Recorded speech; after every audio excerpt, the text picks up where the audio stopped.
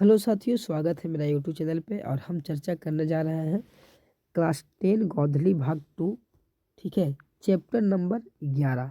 ठीक है, chapter number 11 आप लोग पढ़े होंगे। पार्ट नंबर क्या है? पार्ट नंबर 11 में पढ़ना है। 11 पार्ट में पढ़ना है नौबत खाने में इबादत। क्या है? नौबत खाने में इबादत।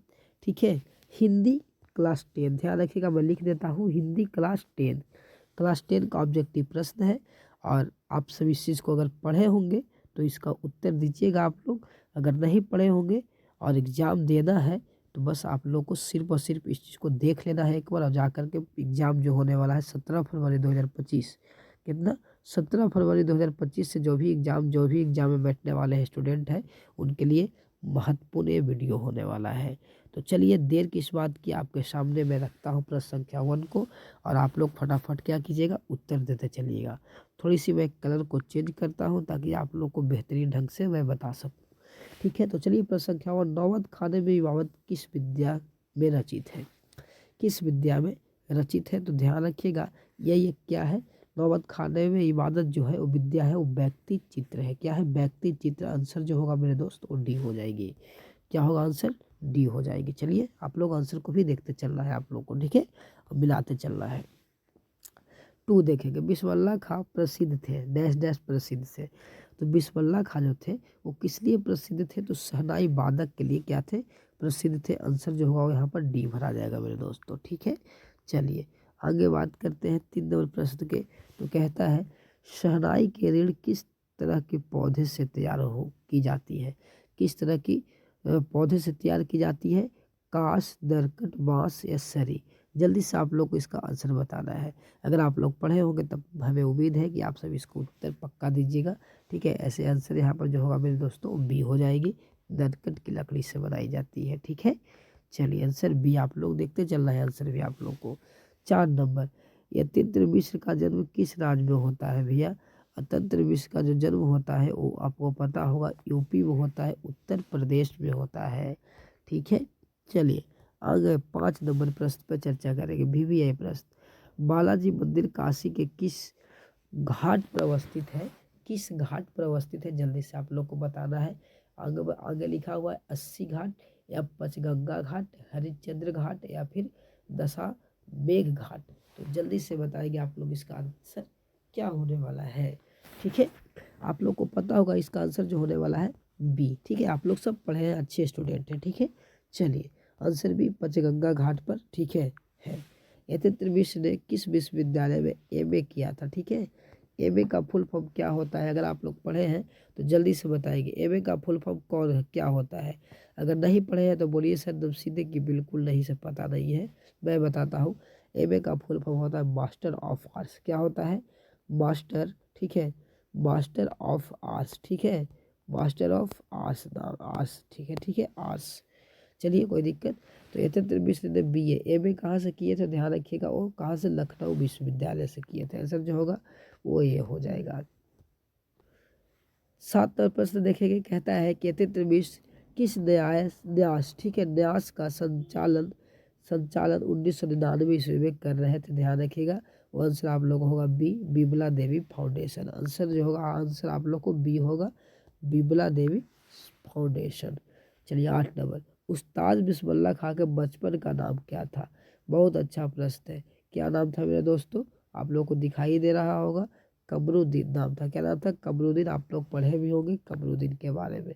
ठीक है, थोड़ा सा बड़ा कर लेते हैं। चलिए अगला प्रश्न कहता है 9 नंबर, बिस्मिल्लाह खां को किस चीज़ का बुखार था? क्या शहनाई बजाने का बुखार था, ढोलक बजाने का, गाना गाने का, या फिर आप लोग को एक ऑप्शन आप लोग को दीजिएगा फिल्म देखने का? क्या आप लोग को फिल्म देखने का? तो आप लोग का आंसर जो होगा ए, शहनाई बजाने का क्या था? इनका बुखार था। कह सकते हैं कि इनका क्या था? बुखार था। चलिए 10 नंबर प्रश्न, बहुत ही बेहतरीन प्रश्न 10 नंबर है। बिस्मिल्लाह खां बाल्यकाल में कितने वर्ष डुमरा में बिताकर काशी में रहने लगे थे? बालकाल, बचपन में कितने वर्ष तक डुमरा में बिताए थे? ठीक है, तो 5 से 6 वर्ष। आंसर जो होगा वो सी हो जाएगा। ठीक है, चलिए 11 नंबर प्रश्न, शहनाई को संगीत शास्त्र के अंतर्गत किन वाद्य यंत्र से गिना जाता है? किन वाद्य यंत्र में गिना जाता है? तो ध्यान रखिएगा, ये क्या हो जाएगा? तुषार वाद्य यंत्र में गिरा जाता है। आंसर सुशिर, माफ कीजिएगा सुशिर हो जाएगा। ठीक है, क्या हो जाएगा, सुशिर माप में गिरा जाता है। ठीक है, सुशिर वाद्य में गिरा जाता है गलती से। ठीक है, टिकआउट अलग जगह पे हो गया था, बुला भी गया था अलग। ठीक है, माफ कीजिएगा। चलिए 12, बिस्मिल्लाह खां के परदादा का नाम क्या था।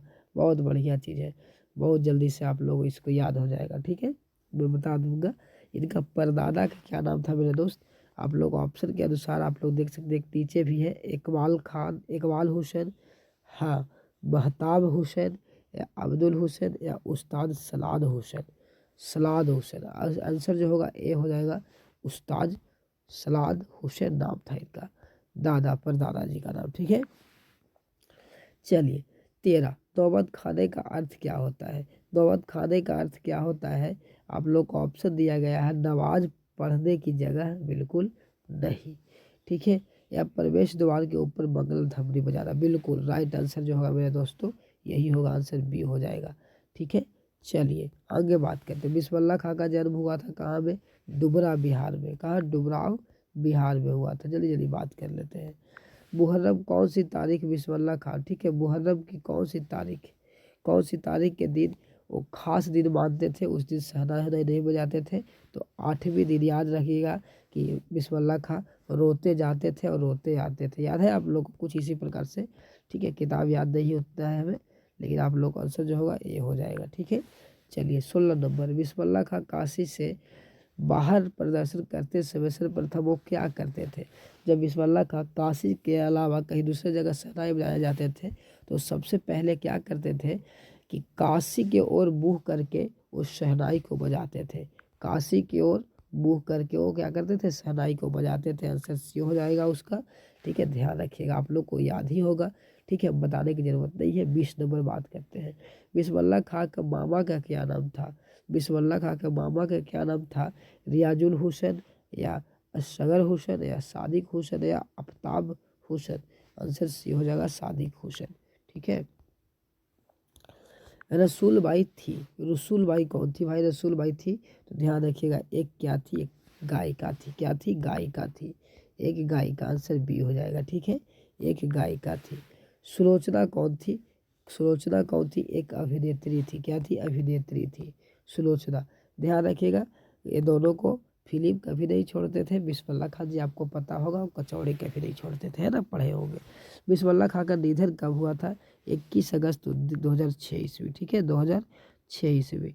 चलिए आगे बात करते हैं। 21 नंबर, बिस्मिल्लाह खां के पिता कहाँ शहनाई बजाते थे। आंसर जो होगा, ठीक है, ये हो जाएगा, मंदिरों में बजाते थे। 22 नंबर प्रश्न देख लेते हैं। कह रहा है बिस्मिल्लाह खां के खानदान का कोई भी सदस्य किस दिन शहनाई नहीं बजाता था। तो ध्यान रखिएगा, अपने ही पर्व थे मुसलमान, लेकिन अपने ही पर्व के दिन शहनाई नहीं बजाते थे। दूसरी बात, बिस्मिल्लाह खां का एक खासियत था कि ये मंदिरों में जाकर मुसलमान होकर के और मंदिर में, ठीक है, मंदिर में जा करके क्या बजाते थे, शहनाई को बजाते थे। ठीक है, आंसर सी हो जाएगा। 23 नंबर प्रश्न देख लेते हैं। कहता है बिस्मिल्लाह खां को बालाजी मंदिर में शहनाई बजाने पर कितने मेहनताना मिलता था। तो 8 आना मिलता था। आंसर जो होगा वो बी हो जाएगा। ठीक है, चलिए पक्का महल क्या है, पक्का महल क्या है, संगीत का एक नाम, काशी विश्वनाथ से अलग एक इलाका। आंसर जो होगा बी हो जाएगा। क्या होगा मेरे भाई, 20 होगा। 25 नंबर प्रश्न, ठीक है, 25 नंबर प्रश्न, बिस्मिल्लाह खां और शहनाई के साथ किस मुस्लिम पर्व का नाम जुड़ा हुआ है। ठीक है, बिस्मिल्लाह खां और शहनाई के साथ कौन सा मुसलमान पर्व बनाता है। तो मुहर्रम बनाता है। आंसर होगा सी। आप लोग को पता ही होगा, कोई दिक्कत नहीं होनी चाहिए। 26 नंबर, यह तंत्र मिश्र अर्धवार्षिक पत्रिका का संपादन किए थे। ठीक है, वो कब किए थे। तो ध्यान रखिएगा, साहित्य से। ठीक है, साहित्य कर रहे थे। ठीक है, आंसर ए हो जाएगा, बिल्कुल राइट आंसर।